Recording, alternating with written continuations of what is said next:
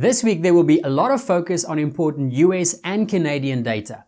In this video, we'll discuss our current bias for the US dollar and the Canadian dollar, and we'll also explain how we can potentially trade the USD-CAD currency pair in this coming week. Hey guys, Arnie here from Forex Source, where we help you to trade and understand the currency markets better. Now, on this channel, we do a lot of educational trading content, specializing and focusing in fundamental analysis. So if you're new here, definitely consider subscribing. Guys, welcome to another week ahead video. This week's video will cover the trading week from 26 to 30 August 2019. Now, we have very important economic data due for the US as well as for Canada, which can give us a great opportunity to buy the US dollar Canadian currency pair. So let's jump to today's video to see how we can prepare and possibly trade these events. Okay guys, now our main focus point for this week is a possible trading opportunity on the US dollar and more specifically on the USD CAD. Now, our current fundamental bias for the US dollar has changed to neutral from weak bearish. The reasons for this has to do with a run of positive data recently, as well as more neutral comments from a couple of Fed members. Now, recent data releases like CPI, retail sales, and the Philly Fed index all came out as strong or either with very strong positive surprises, which has given support to the US dollar. And we also had numerous Fed members like Powell, Clarida, Kaplan, and Mester explaining last week that the US economy is in a good place or a favorable place, and have said that the Fed will act as appropriate, which means the Fed is in no rush to make any drastic changes to current monetary policy. Now, Fed's Kaplan also reaffirmed the case that the Fed is not entering into a prolonged rate cutting cycle, which confirms the comment that we saw in the FOMC meetings, where the Fed explained that the current cutting is seen as a mid-cycle adjustment and not a new prolonged cutting cycle. Now, there were some Fed members last week like Bullard, who is a known dove, that explained that he was uncomfortable with the inverted yield curve, which many believes is a precursor to a recession. And he did mention that as a reason for the Fed to talk about the possibility of something like a 50 basis point cut versus the expected 25 basis points cut in September. But given the recent comments from many other members, it doesn't look like something as drastic as a 50 basis point cut is on the cards, at least at the moment. Now, it's important to realize that the markets are roughly pricing in about 4 more rate cuts for the Fed by the end of 2020, which does look a little bit overdone given the recent data as well as the more neutral comments by the Fed members.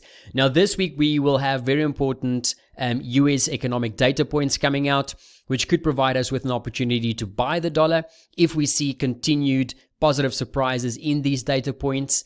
We have core durable goods orders due on Monday. We have CV consumer confidence due on Tuesday. And then the most important event for the week will be Q2 GDP, which will be released on Thursday. Now, any surprise beats that we see in these numbers will give further support to the US dollar, and that could provide us with an opportunity to buy the US dollar this week. Okay, now that we understand the fundamental reasons for why we are going to be looking at the US dollar this week, we can move on to the charts and look at some of the technicals. Now, it's important to note, guys, that recent data, like we said, the CPI, the retail sales, as well as the Philly Fed index, has showed that the US economy is holding up a little bit better than the markets are currently pricing in. And now if we see a further follow through with these positive surprises in the US data this week, we could look to pair the US dollar with something like the Canadian dollar. Now, it's important to note that even though the BOC remains the only central bank or major central bank which is still on a neutral monetary policy stance, the market is definitely expecting them to shift to a more dovish standpoint, possibly as early as their September meeting. And a telltale sign of this was when the Canadian dollar failed to rally last week after a very, very positive surprise, a big positive surprise beat in CPI numbers. So this week, we also have Canadian GDP numbers due on Friday. Now, if we see a miss in these numbers, as well as a continued surprise to the upside in the US numbers, that could provide us with an opportunity to sell the CAD against the US dollar in this week. Now, moving on to the charts, we can see that the USD CAD has had quite an impressive run over the past couple of weeks, running up just over 300 pips. Now, at the time of recording, the price was hovering just around that 133 price handle.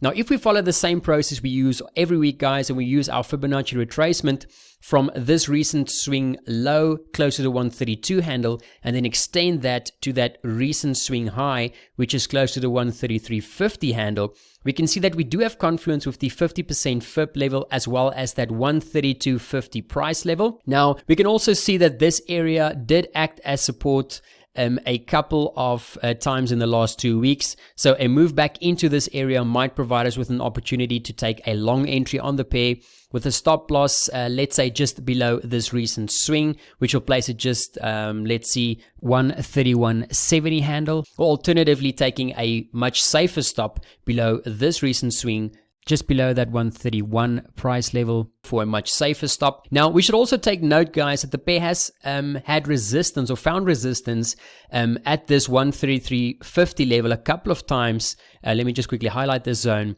A couple of times in the last few weeks as well. So what we might need to do is just pay attention at this level. If we do see the price moving into the zone and just starting to drift sideways, we might consider taking off part of our position at this level. Alternatively, if we see a clean break this week of this 33.50 level and then a possible pullback back into the zone, we can use this area as another opportunity to go long on the pair if the data releases come out in line with our trade idea for this week.